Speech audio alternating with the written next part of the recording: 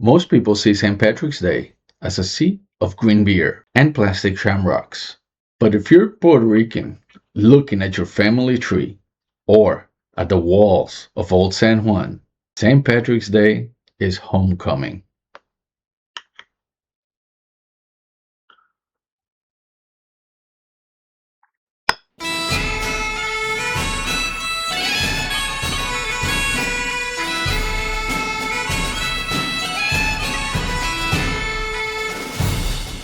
I traveled to Ireland to find the start of a story that ends in the mountains of Puerto Rico.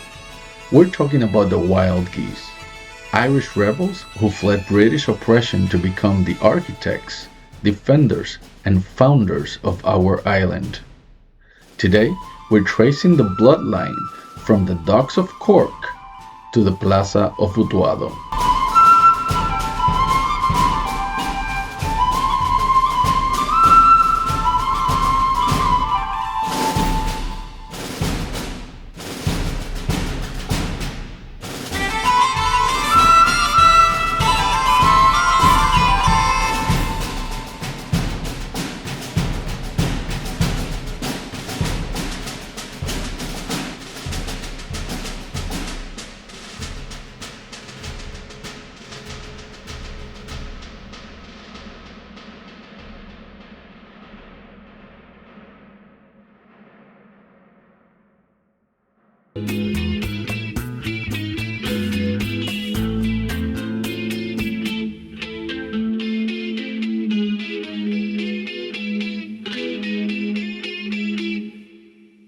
Welcome to Chronicles and Cocktails. I'm Josué, the spirited historian, and on this channel we explore the history, the culture, and the stories that shaped Puerto Rico and its connection to the world. This episode comes right after St. Patrick's Day, and I started thinking I should make an episode about the historical connection between Ireland and Puerto Rico. So here we are. Ireland and Puerto Rico share a deeper historical connection than most people realize. And some of the clues appear in genealogy, Old San Juan, the mountains, the politics, and even in the founding of some of the towns. So today we're following that story from Ireland to Puerto Rico.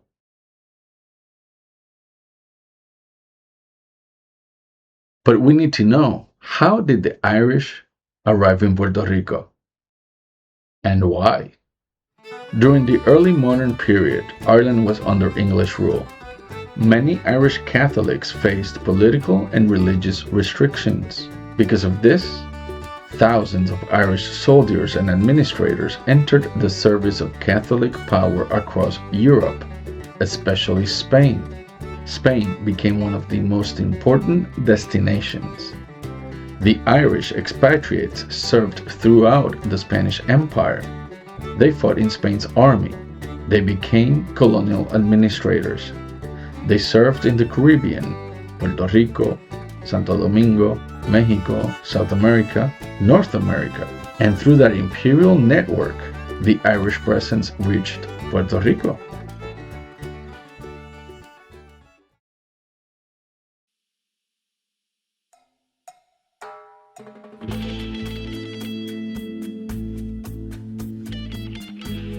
So today we're having Irish whiskey and, of course, Irish beer. Funny because when we were in Ireland, the first time we sat at the bar, I asked for 2 Guinness and they asked me, "What whiskey do you want with that?" I was completely confused. I looked at my wife, she looked at me, and we just said, "Whatever your suggestion, bartender." Because we didn't want to look too new in Ireland, and so if that's the way people drink it over there, then that's the way we were gonna drink it. And that's why today, instead of a fancy cocktail, we're having fancy beer and fancy whiskey. We also had the opportunity at the Jameson Distillery to blend our own whiskey. That was a whole experience. We visited the Guinness Brewery, and we visited all the pubs we could, including one of the oldest pubs in the world. Actually, they have the Guinness World Record for it. I'm actually filming part of this episode on St. Patrick's Day, so it just makes sense. And if the episode is about Ireland and Puerto Rico, well, it's mandatory.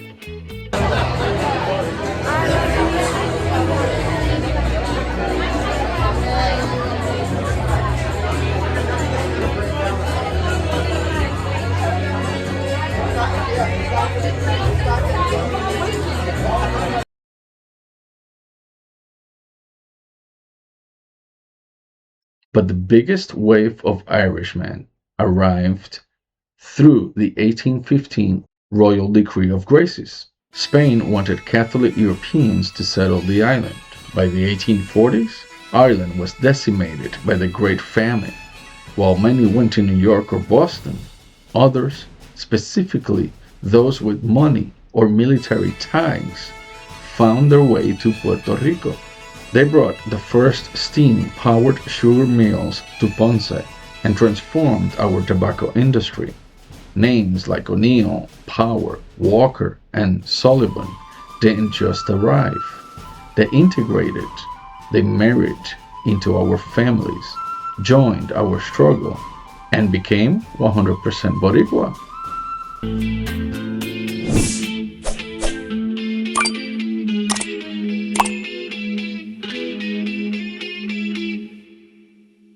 So when we visited Ireland, we connected. Walking through Ireland, I felt a familiar resilience. It's the same energy you find in the mountains of Puerto Rico. Both islands spent centuries struggling for identity, and even our most famous nationalist, Pedro Albizu Campos, drew inspiration from the Irish struggle for independence. He saw the wild geese not as deserters, but as pioneers of freedom. While visiting Ireland, it fascinated me how these two islands crossed. The Irish soldiers serving Spain, Irish administrators shaping colonial policy, families like the Morfis connecting to Ireland, Spain, and Puerto Rico. History doesn't always stay in one place. Sometimes it travels.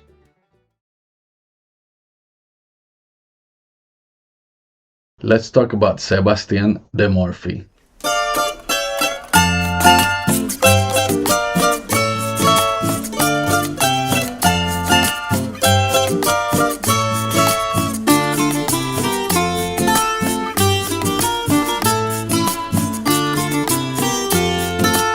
For years, the books mentioned him as the founder of Utuado, and some historians mentioned that he was Irish.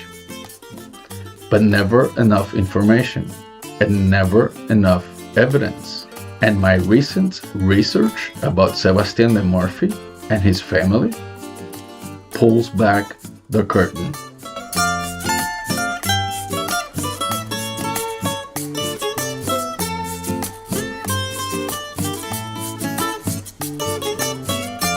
His real name was Sebastián Morfi. He wasn't just a farmer. He was the son of Guillermo Morfi, and in some cases he is a settler in Arecibo in the second half of the 17th century. In 1734, Morfi bought the land in a rugged area called Utuado. By October 12, 1739, he officially founded the town of Utuado. Why the mountains? Because the Irish were master strategists. He married into the powerful Aranda Villafaña family and carved out an agricultural empire in the interior, perfect for avoiding the prying eyes of the British ships of the coast, and to establish the center as a Spanish stronghold in an island where contraband was the rule. Utuado represented the crown. When you stand in Utuado today, you're standing on a Morfi legacy. One of the reasons this story fascinates me is because it intersects with genealogical research, and I've been tracing the family of Sebastián de Morfi all the way down to today. And tracing families like the Morfi lineage reveals how interconnected the Atlantic world really was. Irish families moved into Spanish service. Spanish colonial administrators moved to the Caribbean, and over generations, those families became part of Puerto Rican history. Researching these genealogical lines often reveals connections that cross oceans and centuries.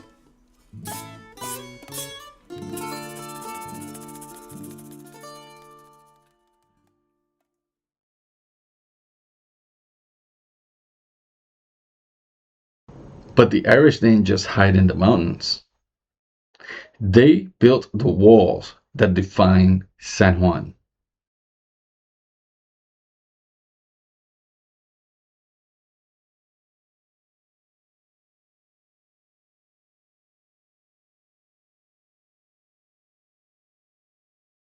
In 1765, the Spanish crown sent Alejandro O'Reilly to Puerto Rico. Born in Ireland, O'Reilly modernized our military and our economy. He is the reason the militias were organized. This O'Reilly is the same O'Reilly that was the governor of Cuba, and the same O'Reilly that in Louisiana was known as Bloody O'Reilly. He fortified our fortresses, the ones that we all visit nowadays as a tourist. And then there's Demetrio O'Daly. He wasn't just a soldier, he was a political powerhouse, an Irish Boricua who rose to the rank of field marshal and represented Puerto Rico in the Spanish courts, La Corte de Cádiz. La Corte de Cádiz drafted the Spanish Constitution of 1812 and one of the most important constitutional documents of the era. During this period, Puerto Rico sent representatives to Spain, and O'Daly became one of the voices represented the island in that assembly. His role placed him at the center of the early constitutional relationship between Puerto Rico and Spain.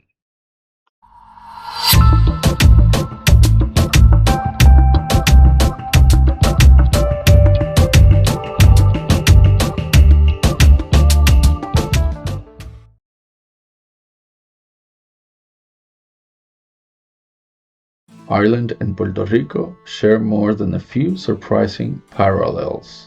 Both are islands shaped by struggle of religious freedom.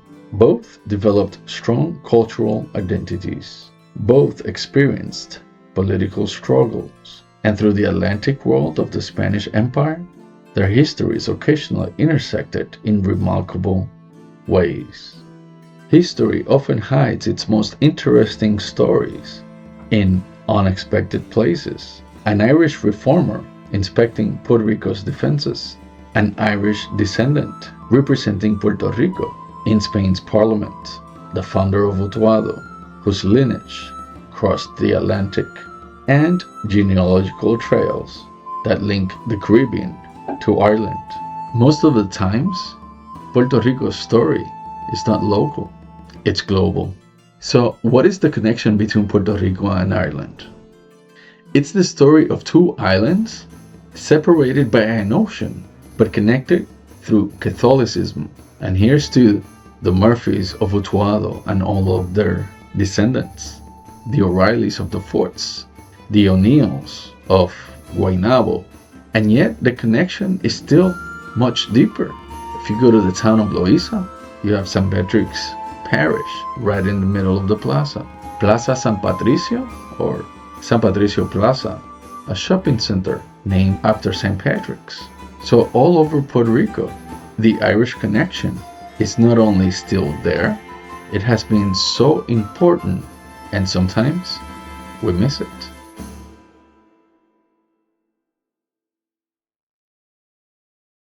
Look, we can do a lot of episodes about the Irish in Puerto Rico, and we will. Just let me know in the comments what would you like to know about the Irish in Puerto Rico. But this is just the start. This is just a little bit of the Irish culture in Puerto Rico. And we need to expand. And we need to make the connection. Being in Ireland, It just feels familiar. The dream was my wife's. She always wanted to go to Ireland, and I knew someday I had to take her, and someday I did.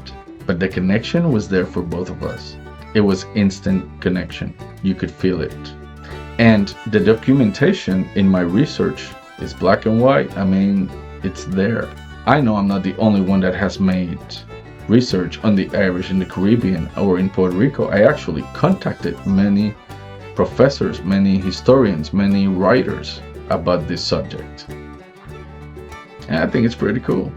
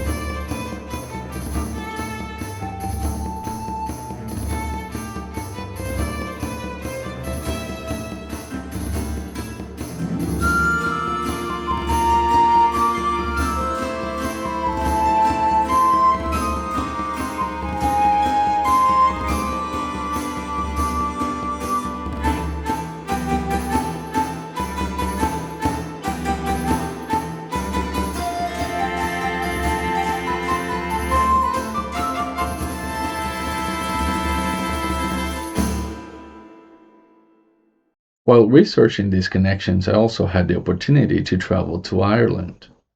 Walking through Irish landscapes, historic towns, and cultural sites offers a powerful reminder that the Atlantic world was never isolated.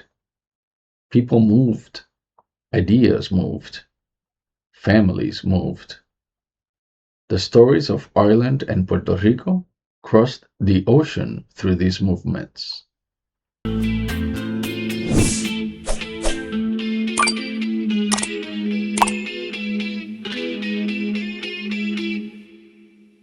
I'm leaving all the links to my research and to all the information that I put together for this episode, but you can also get my book,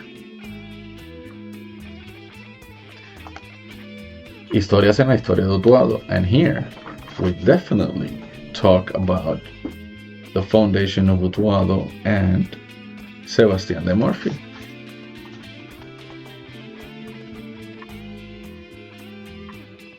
The link is down in the description. Make sure you buy it. And if you're in Puerto Rico and want me to sign it, let me know in the comments. What about you?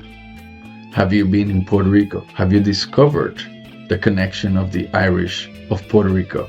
Or if you're from here, do you have any Murphy, O'Neill, or any of these other names that are sometimes Hispanicized, transformed into Spanish?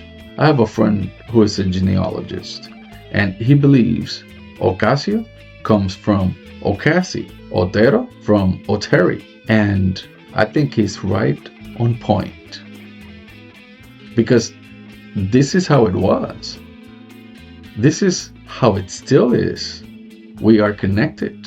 Do you have any Irish connection, or do you have any Puerto Rican connection? Write it in the comments. Leave me a comment. Let me know. I'm Josué, the spirited historian. Thank you for watching. Like, share, and subscribe. And remember, be good, get smart, have fun. Slane.